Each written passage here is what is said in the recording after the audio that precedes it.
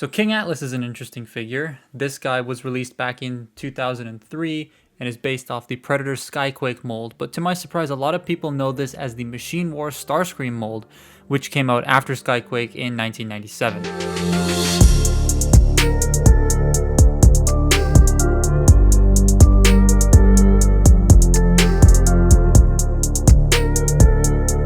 This mold is not great by modern standards, but I use the term great loosely because as a toy, it's super fun and it's nostalgic to me.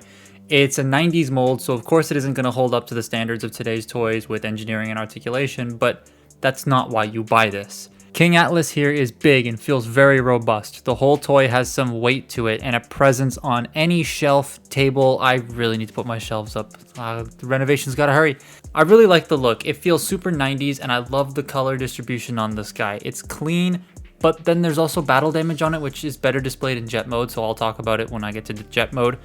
He comes with 6 of these little missile things and they can store on the wings and one of them can go in the drum, but again, we will talk about that as well when we get to jet mode. There really isn't much else functionally about the robot mode other than the periscope thing, and this gimmick makes no sense to me because they removed most of its function from the original Skyquake toy, as I've been informed.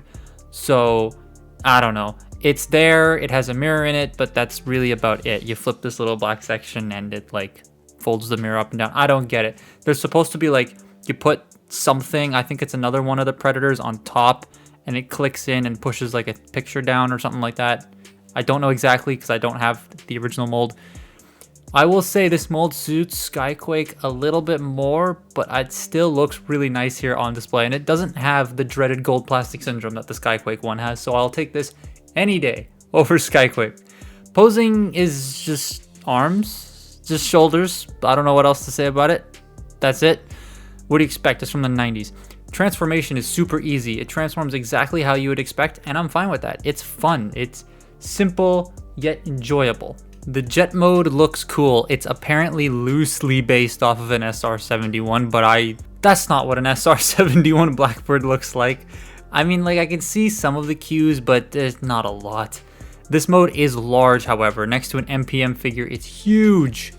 I wasn't expecting this to be this big, but it's quite big. It's about a leader class size, let's just say that. This is also where all the gimmicks start to shine. He can do this light piping thing where this slider slides back and forth over top these panels, and he can freaking carpet bomb. Alright then. You just load up the missiles into these drums and twist it, and he starts carpet bombing things. That's an interesting gimmick to have included in a children's toy, but hey, it works and it's cool, I guess. It's a thing. You can do it if you want to. I think it's an interesting and neat gimmick, but why would you put carpet bombing on a toy? I don't get that. Anyways, this jet, as I mentioned before, gives you a better look at the battle damage. You have this paint wash look here, and it looks really, really nice. It's actually really good because we've been used to the Siege schmutz all over figures, and so this combined with the white paint makes it look like it's been flying in the sky and it got dirty from the scorching of its engines and stuff. It looks really good. I like the jet and the toy overall. It's big, it's fun, it's dumb, it's a bunch of cool gimmicks. It's an old toy, so I like it. If you can get one for a decent price, I'd say, yeah, go get one. It's fun. Sure, it doesn't do much next to modern figures in terms of articulation and engineering, but it's still super fun, and I really, really enjoy it. This isn't a figure to me. This is a toy.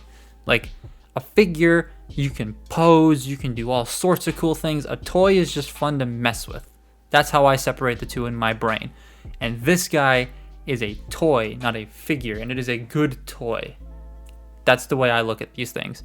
But it still is badass, and I would recommend getting any version of this mold if you can. I paid $50 for this sealed, so I'd say around that. I've seen it go for more, and I honestly wouldn't pay more than that for this thing. But if you can find it for that price or lower, maybe a little higher, I would say get it. But that's my look at King Atlas. Follow me on Twitter and Instagram, and I will see you next time. Goodbye.